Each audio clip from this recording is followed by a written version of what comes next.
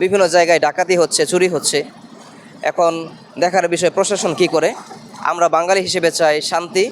গণভবনে ঢুকে, ইভেন সংসদ ভবনে, জাতীয় সংসদ ভবনে, তাহলে এটা আমরা কোনোভাবেই এক্সপেক্ট করি না। এবং যেটা করেছে ভাঙচুর বা যেরকম নিয়েছে কাপড় চোপড় ব্যক্তিগত বিষয়গুলো নিয়ে, এটা আসলে ধিক্কার জানা। আসলে এটা করা উচিত হয়নি।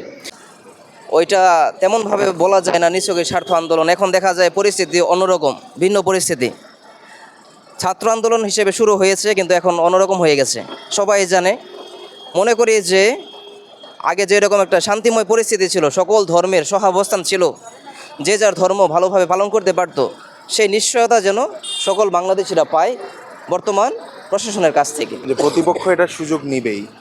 হ্যাঁ, তো সেখানে ছাত্রদের সাথে যখন প্রতিপক্ষ দেখছে যে এই একটা সুযোগ আছে, প্রতিপক্ষ সেই সুযোগ নিয়েছে, সেখানে তারাও ছিল। তবে সেই যে ধ্বংসযজ্ঞটা তারা চালিয়েছে সেটা একদমই ঠিক না।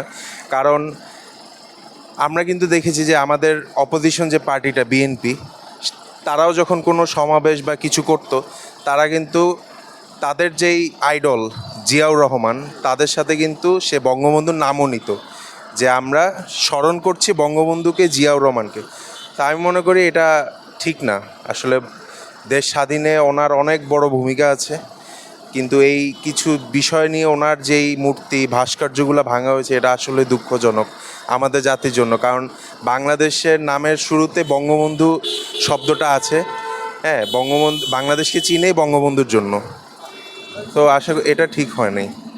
অ্যাকচুয়ালি আমার মনে হয় না আসলে ছাত্র আন্দোলন ছিল কোটা বা আরও কিছু যে বিষয়গুলো রয়েছে, বৈষম্যগুলো বিষয়গুলো রয়েছে, সেই বিষয়গুলো নিয়ে। কিন্তু এটা দেখা যায় যে ফাইনালি এটা অন্যরকম একটা টার্ন নিয়েছে।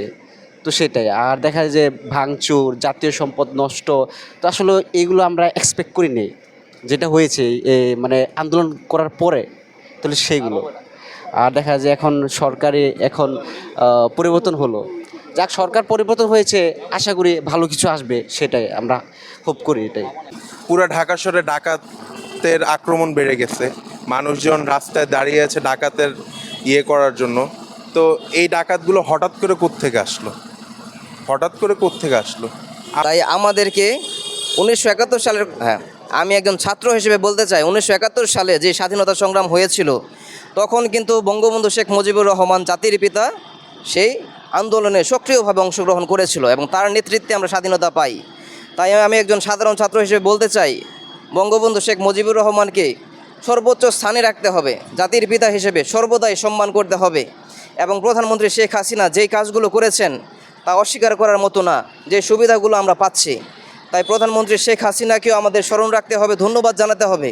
কেননা তিনি বিগত 15 বছর অনেক কাজ করেছেন, এবং যেগুলোর সুফল আমরা পাচ্ছি।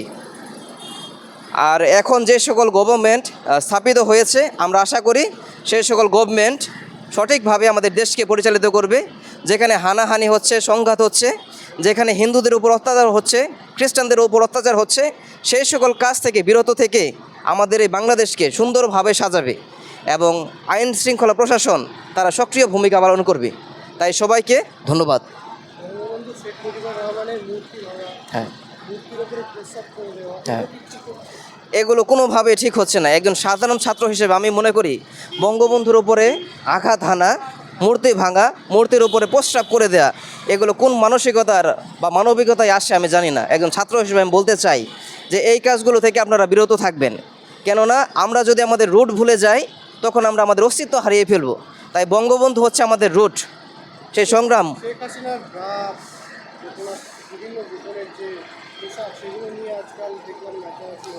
এগুলো আমি মনে করি যে তদন্ত সাপেক্ষে বের হয়ে আসবে, এগুলো আমার জানা নেই। কিন্তু আমি যেটা বলতে চাই, এই যে বঙ্গবন্ধুর উপরে আঘাত, এগুলো যেন কোনোভাবেই না হয়।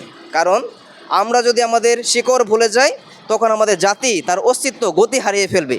তাই সবাইকে আমি বিশ্বাস করি আমরা একযোগে কাজ করলে আমাদের এই দেশকে, বাংলাদেশকে সামনের দিকে নিয়ে যেতে পারবো। এখনও ভয় ভয় লাগছে, জানি না কি হবে, দেখা যাক ভালোভাবে পৌঁছতে পারি কিনা। সবার প্রার্থনা, আশীর্বাদ চাই। ঠিক আছে, ধন্যবাদ, থ্যাংক ইউ।